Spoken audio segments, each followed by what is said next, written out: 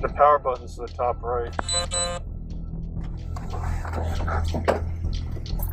It was November 2020, and police were searching a house belonging to a woman who had just been charged with a horrifying crime.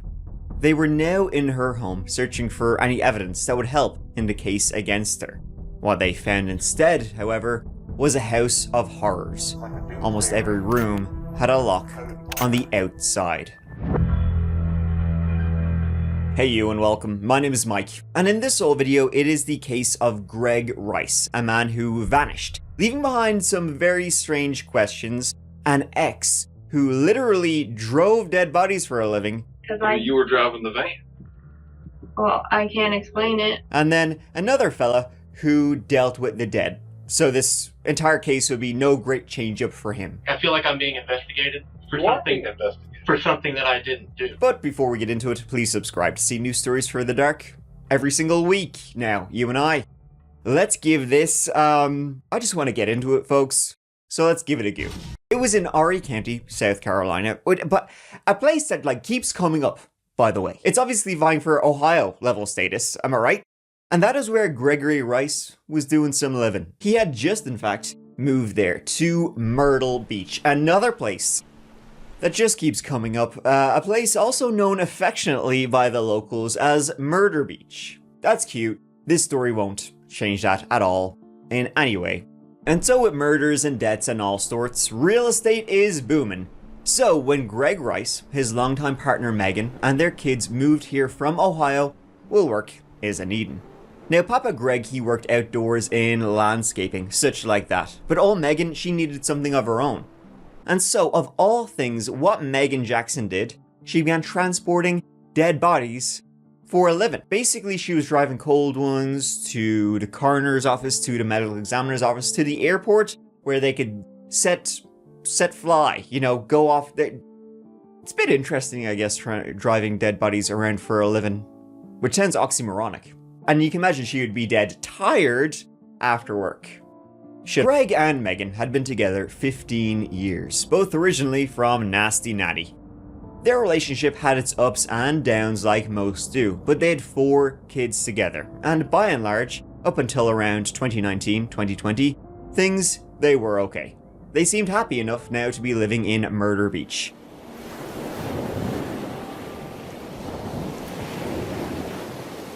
And speaking of murder, Meagan, through her work, got to know a guy who was very involved in that, or in the after part of that. In their neighborhood lived Chris and Erica Dontell, and Chris himself had worked for the same transport company Meagan did, and he was now deputy coroner, if you can believe that.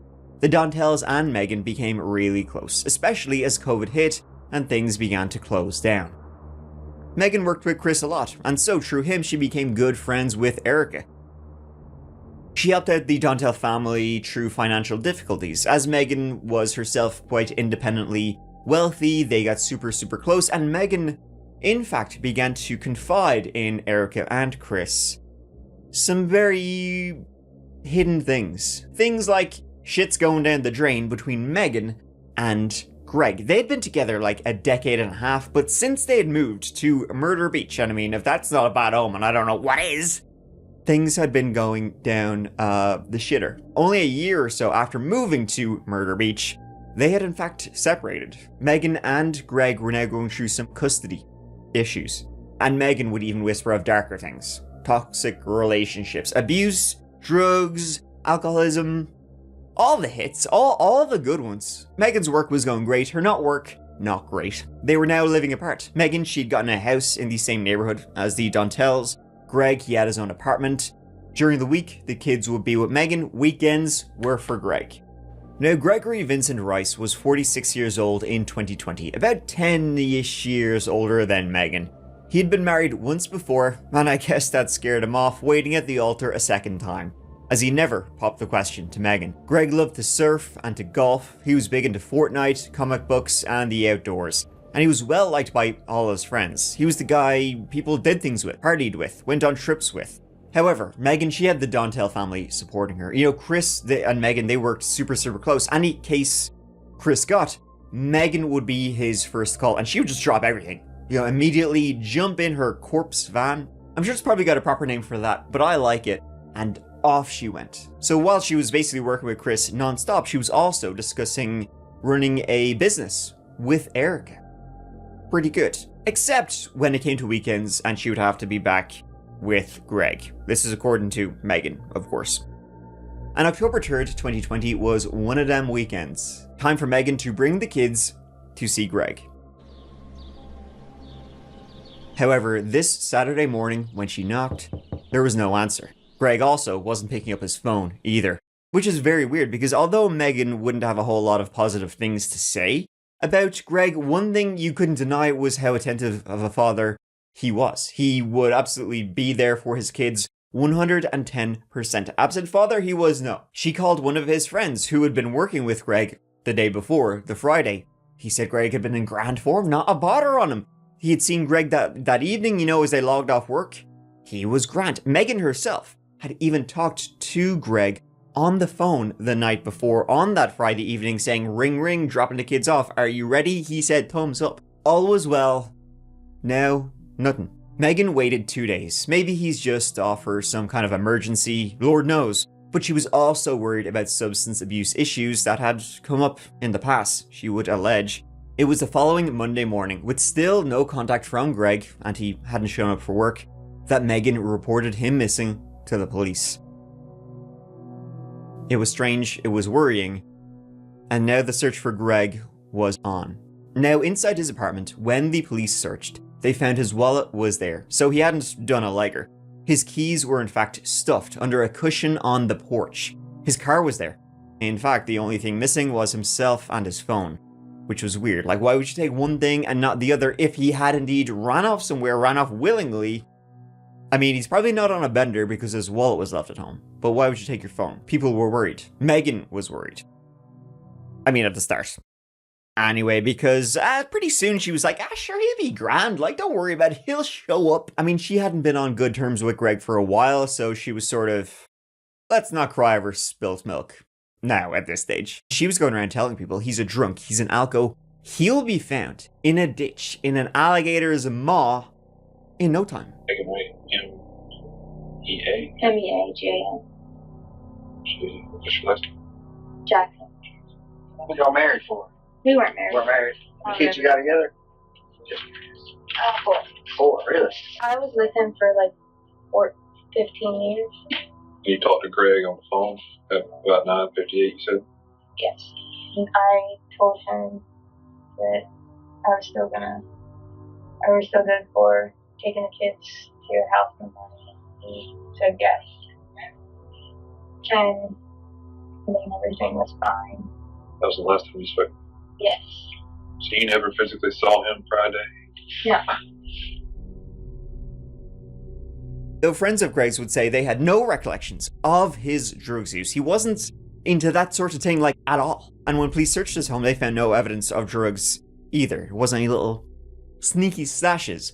The schnockta, the devil's lettuce, the devil's dandruff, none of that. Someone was telling fibs over here, poisoning the well. And you know what? He's missing, and I'm glad, and you should be too. Let's get a beer. That was just one side of the story. Greg's friends would say he didn't do drugs, he didn't really drink much, and that he had become concerned for his life of late. He believed he was being followed. And he did the usual, which you have heard 1,010,000 times before. If something happens to me, it's the partner, the ex, the wife, the husband who done did it. She always made the comments that she knew people. Do you think she would be capable of doing something? Not by herself. Literally, he said, if I go missing, ask Meagan about it. But the police asked and she said, pfft. So we're shit out of options here. And the investigation would soon learn of the close relationship between Chris Dontell and Meagan Jackson. They worked together all the time.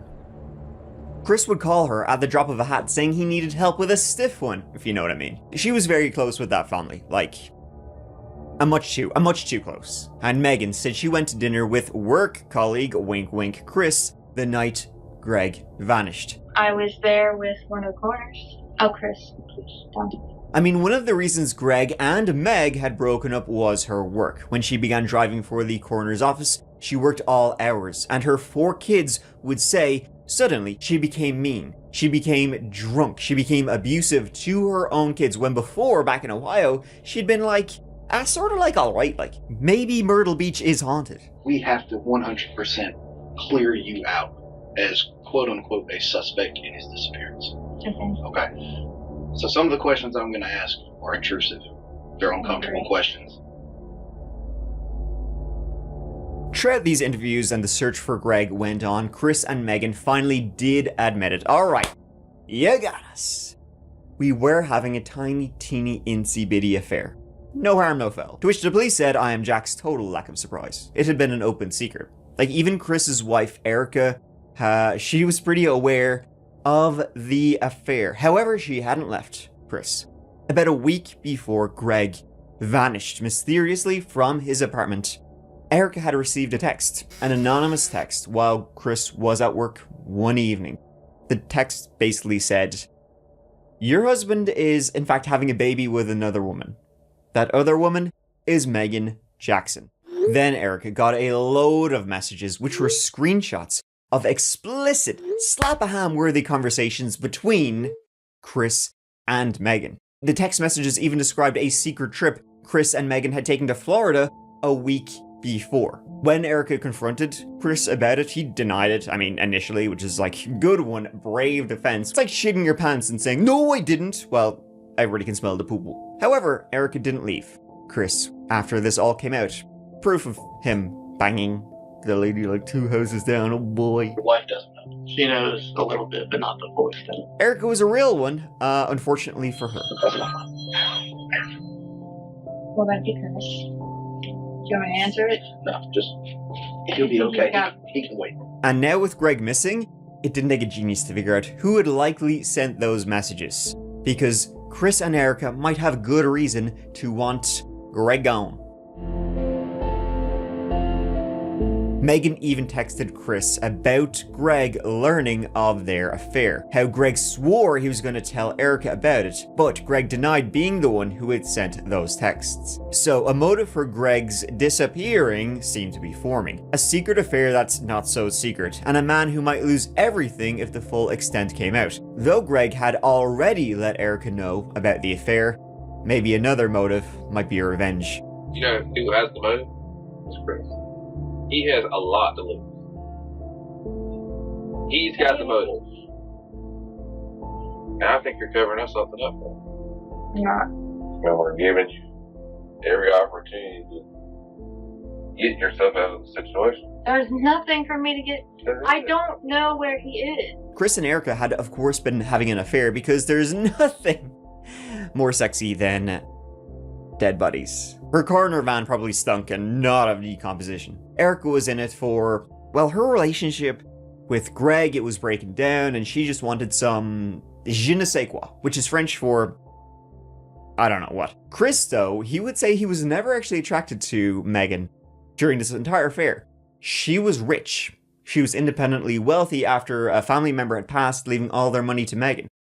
He just wanted a bit of that. Damn, I guess beggars really can be choosers. I feel like I'm being investigated for something that I didn't do. Chris, you are being investigated. You are. Absolutely. 1,000%. Regardless, Chris and Erica were together the night Greg vanished. And they had motive to vanish him, Greg exposing their affair. The night before, they had gone out to dinner together. They had CCTV of Meagan using her phone at that dinner, so they knew they could track her via that. Police also knew that after dinner, they'd gone home. They lived in the same neighborhood. Before leaving once again and driving to Greg's apartment. Now, neither of them said they'd gone to his place that night. They had, in fact, gone there twice. Meagan driving her corpse truck. Now, police didn't have Greg's phone, but they could ping its last known locations. And that night, it had gone to the same places Meagan's phone had, leaving his home and going to a funeral home of all places, before it finally switched off. The van you were driving that night, it's on a license plate reader going in the area. Well, it shouldn't have. I have pictures of I mean, that's fine, but it shouldn't have. what it did. Okay, but I can't explain it. Because You were driving the van. well, I can't explain it. When confronted with all of this, Meagan said, That's mad. She had no answer. Yeah, I guess it's just one of those mysteries of the universe I keep hearing so much about. I hope it's worth it, Meagan. I really do. Old Chris, though, he had a much better explanation, which I love, because Chris said, when he was asked by police, where were you driving all that night? He says, I was driving.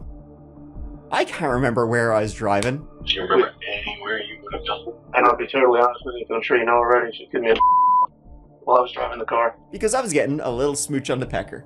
The police, they said, hell yeah. They high-fived him and said, you're off the hook. Kind of literally, actually, because at this point, they had nothing more to go on regarding Chris and Meagan and whatever they likely did to Greg Rice. I don't have anything to charge him, but there's no doubt. I didn't do it. Well, Chris, I'm going to tell you this. If someone asked me to put a bet on it, I would say that you did.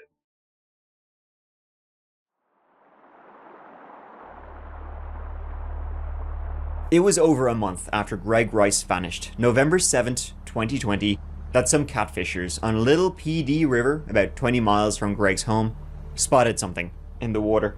It was a tarp, but log-shaped. Investigating further, the smell, even if you ain't smelled it, was recognizable off the bat. The fishers simply began throwing up. They knew it was a body. The tarp had straps and zip ties and cinder blocks on it, an attempt to keep it at the bottom of the drink. But with the decomposition, the gases released, floated it right up. And it was Greg Rice. The coroner, not Chris Dontell if you can believe that, discovered 5 gunshot wounds on his body, including one directly to his temple. Officials with the Horry County Police Department say Rice's body was found near the Little PD River at Pitt's Landing Sunday, more than a month after he was reported missing. He loved his children, and his family meant so much to him, everything to him. Steve and his family had to go through the agony of more than a month of not knowing where his brother was. He lives in Cincinnati, Ohio, and he says despite the obvious heartbreak he and his family are going through right now, he's grateful for the kind words he's received from people in the Myrtle Beach area.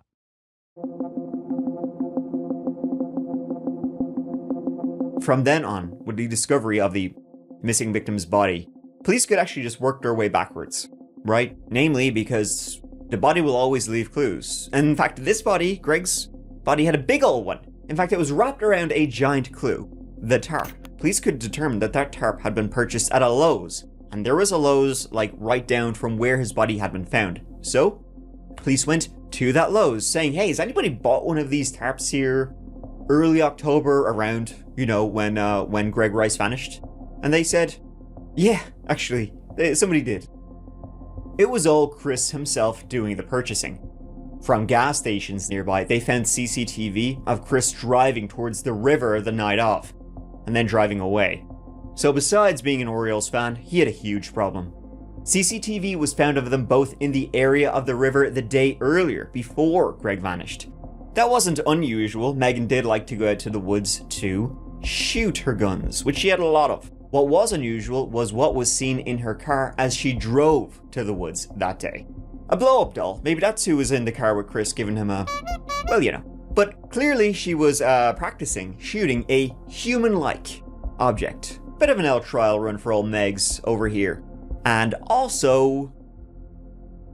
Meagan is cuckoo. It was then they dragged Chris Dontell from his bed. A little sleep dust and morning wood still in Chris's clutches. They brought him in and arrested him. Meagan was taken in that very same day. A deputy coroner with the Horry County Coroner's Office behind bars tonight, charged with murder. Police believe Deputy Coroner Chris Dontell is connected to the death of Gregory Rice. Rice was reported missing last month at Flint Lake apartment complex right off of George Bishop Parkway. Meagan Jackson there on the right is also charged with murder in the same case. Both of them were fairly well screwed, I think it's safe to say at this point. But it was after, Meagan was arrested and charged with the murder of her ex-boyfriend, Greg Rice. Police were doing a search of her home, and they found some disturbing ass shit. Going through all her items in the house, they found guns, lots of them, including one that matched the caliber Greg had been killed with. But they also found alcohol, lots of it around the house, hidden away. A drink was never too far out of hand for old Meg. They also discovered locks on the pantry where the food was kept, locks on all the kids' bedrooms, their 4 kids, and on their windows. Meagan would lock their children in the room with an electronic lock, and then she would take the batteries out. The kids weren't even allowed to use the bathroom, get any food. The kids had been kept inside the house the entire time, not allowed food or even out of their bedrooms unless Meagan said so. Greg was likely aware of how she was treating his kids. She was getting hammered alone in her house while just locking the kids away in their rooms, basically keeping them prisoner. So yeah, child abuse charges were also added on to the murder charges Meagan Jackson was facing. And so we already know Meagan is capable of killing one person. Why not more? Because a witness would come forward after Meagan and Chris were arrested, and this was, in the TV, in the news. This witness said, oh, sure, I know her. Sure, I've seen them both actually at the bar where she bartended, saying she once overheard Meagan saying some pretty dark shit about her own kids. She started going into great details about how much she hates her kids, how she never wanted them.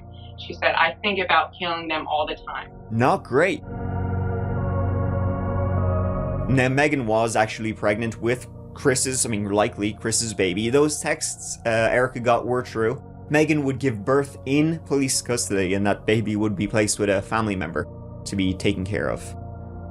And something else would be discovered that was also not true, sort of.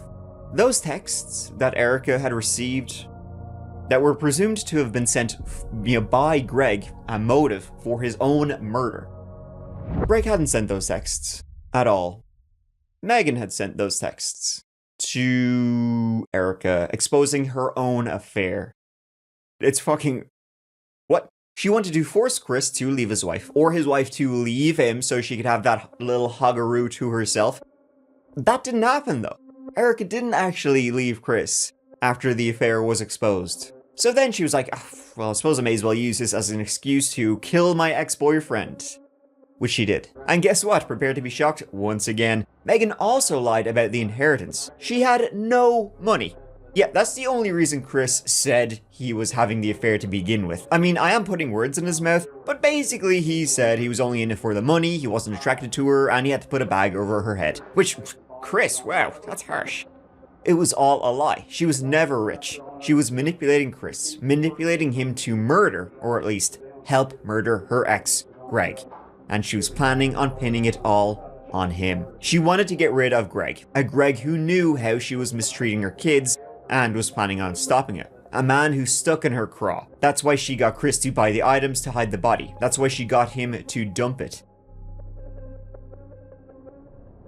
Both Chris and Meagan were due to go on trial. Due for sure, but that would end up being a nope for Chris. On the second day of his trial, he would take a deal from the prosecutor and agree to testify against Meagan.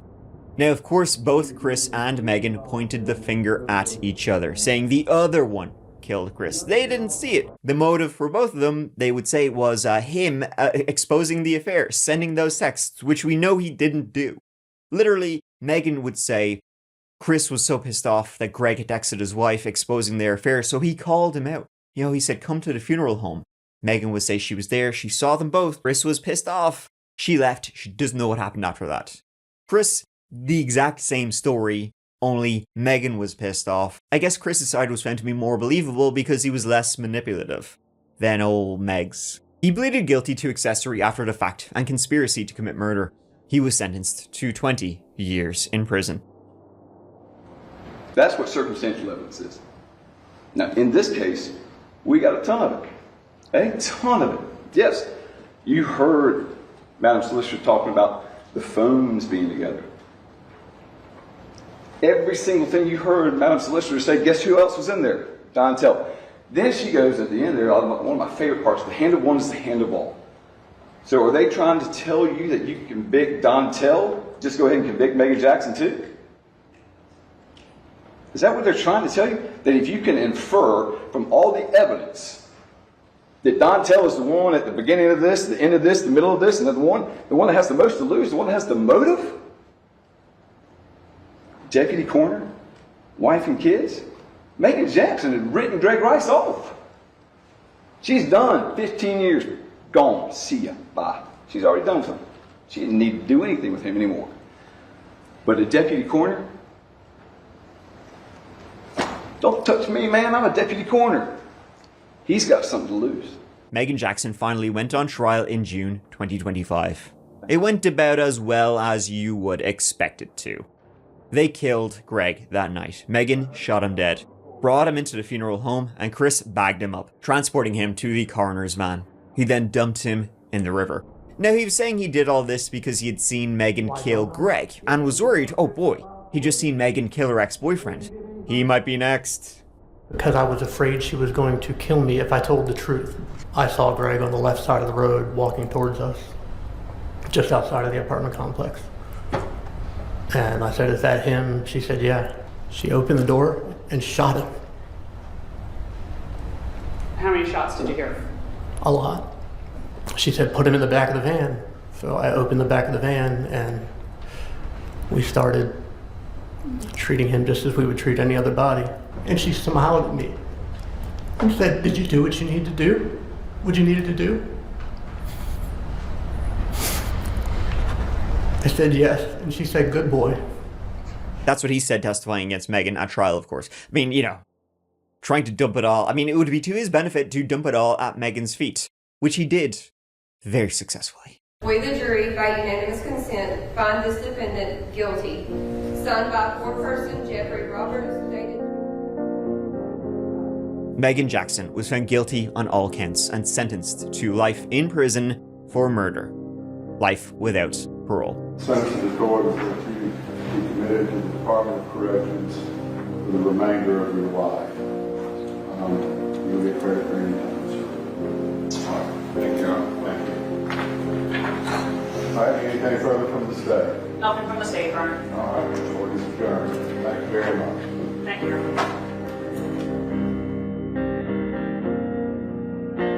And there you have it. The coroner, who was also a killer surrounded by death. I mean, hey, listen, you know, if anybody knows about death and murder, I guess they would. They just love dead bodies so much they needed some more. Oh, and by the way, the child abuse charges that were going to go against Meagan Jackson for, you know, locking her kids up in their bedrooms all the time, that would actually be dismissed. The prosecutor would say they didn't want the kids to have to testify, which is fair, I guess, because Meagan, she was already sentenced to life without parole, so, I mean, what else are you gonna give her, right? Another life without parole? She's only got one life, I hope. Because she caused a lot of damage, and she could probably do a hell of a lot more. I mean, the fact that she talked about wanting to murder her own kids when she had just murdered her ex-boyfriend. Thank you so much for watching, folks. It means a lot to me that you're here. As always, the next video, it'll be up in a couple of days, in a week, you know, whatever. It'll be up when it's up. But please give it a go when it is. If you're looking for some more of That Chapter, you can check out the That Chapter podcast, which is a brand new podcast exclusive episode every single Monday morning. The Friday episodes are the audio from the videos, and then you can check out the Patreon. For $2 a month, you get early access to every single video, ad-free, and there's also Patreon exclusive videos and Discord and all that fun stuff. So give it a go if you want. But you know what? I'm not going to hold a gun to your head. You do you. So until the next video, please take care of each other and yourselves, because I love you. Mike.